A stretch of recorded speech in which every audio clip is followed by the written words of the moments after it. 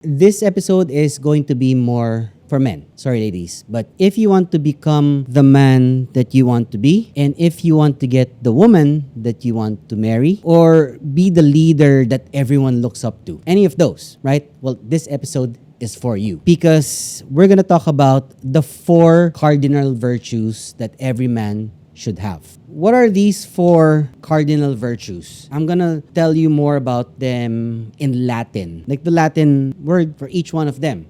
And I'm sure you'll get them right away. There are 4 cardinal virtues. And the first one is in order. It's called wisdom. Second one is moderation. Third one is courage. And the last one is justice. We'll get to more of them in a bit. But they're actually called cardinal because of the connection to cardo, C-R-D-O, which in Latin means hinge or like come together. So these traits open the door to a good life or a better life for every man and excellence of any character that hinges on them. Because there's a saying, what good is a man if they don't have their own character intact with them, right? Something like that. So you can never become the man that you want to be without these 4 cardinal virtues: wisdom, moderation, courage, and justice. And of them, Plato once said that wisdom is the leader. And then next after that comes moderation. And from the union of these two with courage springs justice. So let's follow Plato and what he said and go through them in that particular order. So first in the cardinal virtue is wisdom. Wisdom, known in Latin as prudentia. They call it prudentia. It's the capacity to show or discern 4 things, which is the right action at the right time, in the right way, for the right reason. So 4 of those things. So wisdom is what allows you to see and to be able to judge things as you see fit and the ability to act on it. So if you cultivate wisdom, all the other virtues follow with that, right? Because you can't have everything else if you don't have the wisdom, right? Because with what you learn is what you apply, right? What you used to knowing as a child, what you're trying to learn is what you'll apply when you're an adult. That's what you learn in school, right? All these things that you learn, how to be respectful, how to do things the right way, and how society wants you to act in front of other people, what's respectful or not. So all these things come into mold of you as a person, right? That's why education is still very important because it's what sets you ready when you grow older as a human being, right? I mean, there are a lot of people even with no formal education that have very good character or virtues, but it's a sure thing that you know all of them. Knowing is different though than applying them. That's why we need to know first, and that's why I'm talking about wisdom as the first cardinal virtue. Moving on to the next one, which is moderation.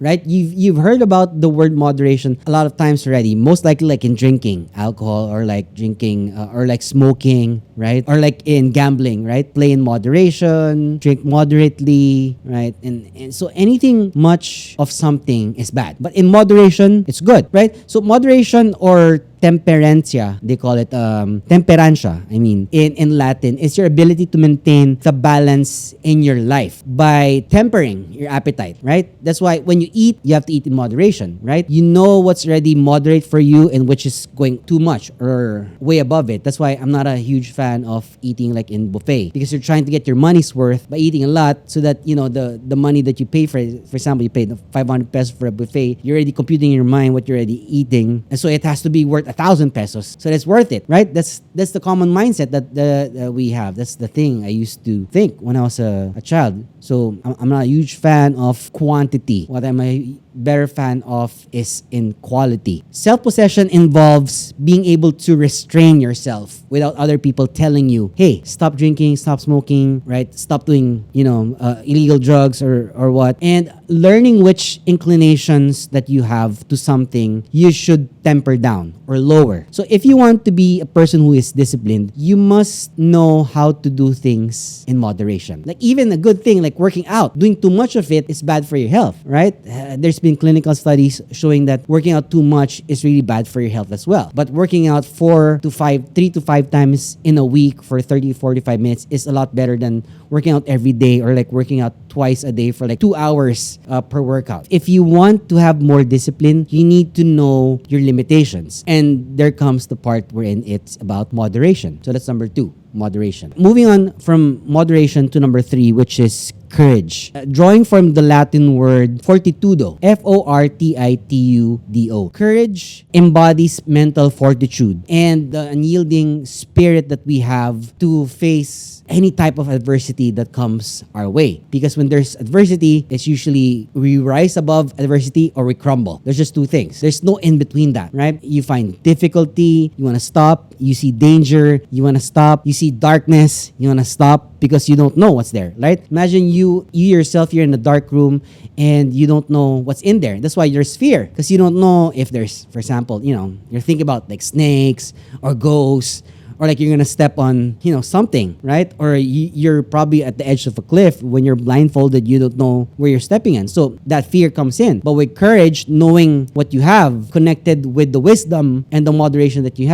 will have the right courage at the right time. So you would be able to choose your own battles from them. It's not always right that you're courageous about everything. Not everything deserves your courage. Like, for example, if someone cuts you off, right? That's not courage. That's anger getting ahead of you, right? 30 seconds of anger could last you a lifetime of regret. Just ask those people, the world's most notorious, that documentary about world's most notorious prisons. You ask all those people, most of them are good guys. But then when something pisses them off, 30 seconds of hatred becomes a lifetime of regret. Like, he's a normal dude working in an office. Someone cuts him off, he stabs him with a knife, lifetime of regret. We have those. We say things we don't really want to say to our partners, like, I hate you, you're stupid, you're whatever, all this and that. We hate to say those things, but we said it at that moment because it's our reaction to our anger. And that's not courage, right? That's anger getting towards us. So to navigate through life's obstacles, of course, it's important that you stand up for your own beliefs and pursue pursue being not just a better version of you, but the most excellent version that you can have, even in the face of uncertainty, right? It's like grace under pressure. Have you heard that term? Like, you're still graceful even in extreme pressure, whatever it is. With that, you always need courage. And with courage, of course, comes the other two virtues above it, and the next one, which we'll talk about next. But number 3, it's courage. Moving on to the fourth and last cardinal virtue, which is justice. I want to explain to you why justice is important. From the Latin word justitia. Justice actually represents ordered balance. The woman holding the scale, right? With the blindfold, right? She's holding a scale and it's balanced, right? Is it balanced? No, it's not balanced. It's not balanced, right? The scale's not balanced because she doesn't see it. So she's holding it only, and there's the weight of whatever it is. It's not balanced. So justice represents the ordered balance within the soul in us in relation to other things outside of it. So it means giving each and everyone what is due for them, right? The term innocent until proven guilty, but not just via punishment, right? It's not just punishment wherein someone gets what's due for them with what they did. Justice shows you how to love, how to appreciate, how to lead, how to give labor to other people as you should be doing. And it's a thoroughly social virtue that I think everyone should have. Just like the thought I always like to say, how you treat the CEO and the janitor the same way is like showing who you truly are as a person, regardless if a person can help you or not, right? You can see the difference of person if they can do something for you. You see a person, they act really different when they know that you could do something for them versus something like a person that they know that this person can't do something for me. That's why should I care, right? There are a lot of people like those, like they only are nice to other people just because they can do something for them, right? Not because they need to be treated the same way because they're human beings. It's not true that respect begets respect. You give respect because it's the right thing to do, regardless if that person does not respect you or they do, right? Because if a person does not respect you, you shouldn't be there in the first place, right? Don't ever let anyone disrespect you. That's true. But, not because someone disrespects you doesn't mean that you have to disrespect them in return. Two wrongs will never make anything correct. So there, number 4, cardinal virtue, justice. So how you treat other people really reflects who you are as a person, especially for those people that can't do anything for you, right? If a person is not important to you, but you still treat them with kindness, that's a lot better than someone like, you treat a CEO or a rich person differently because you know that they might give you money, right? In hindsight, like if I'm nice to this rich person, he might give me something, right? That's the common thinking, right? But if this person is not gonna do me anything good, why should I be nice to them? I should just be mean to them, like a beggar, for example. You can shoot them away correctly, right? But something goes in your mind saying that this person can't do anything for me. That's why they're just a nuisance for me, right? But in reality, you can just say no, right? Respectfully. All these other virtues stem from these 4 cardinal virtues. Do you agree? Let me know in the comment section. But for example, patience takes courage, right? You need to have courage when you want to be patient, right? To withstand difficulties and others in your other situations or other predicaments that you may be in. And gratitude flows from justice. So to recognize and respond to gifts that are granted to you, right? Because whatever you get, you show gratitude, right? Because you're thankful for what you have instead of wishing for something that you don't have. The 3 theological virtues of faith, hope, and charity actually stems from them as well. Virtue is not like a final destination that we want to achieve. I myself struggle with all these 4 things. There are times where I fear starting a new business or I fear not being able to do something because I don't have the courage, but maybe because I just don't have the knowledge that comes with it. Like, starting your own YouTube channel. You fear it because you're afraid of what other people may say, or like, you feel like your first video will suck, it will not be perfect. It's fine, right? One does not simply arrive at being like a virtuous person. It's a lifetime thing, right? The Stoics have done it during the course of their lifetime. These people are not perfect, right? And we're not trying to aim for perfection. We're trying to aim for improvement, right? So rather, it's an ongoing exercise. It's not a destination. Like it's a way for you to arrive to your destination, which will never actually come. Your destination is your death. Anyone's destination is their death. So something you must strive towards every moment is exemplifying those 4 virtues. So, but by cultivating these virtues, you cultivate this inwards. I'm pointing towards my soul, not just my heart. And there is no pursuit more noble than this. That's why I said that this episode is really for men. Now, if you're a woman, if you can apply all these things, great, by all means. But this is really for guys, for me. 4 cardinal virtues are really meant for men to exemplify, to exuberate, to show that they're practicing it, right? They're trying their best to practice it. They're doing their best to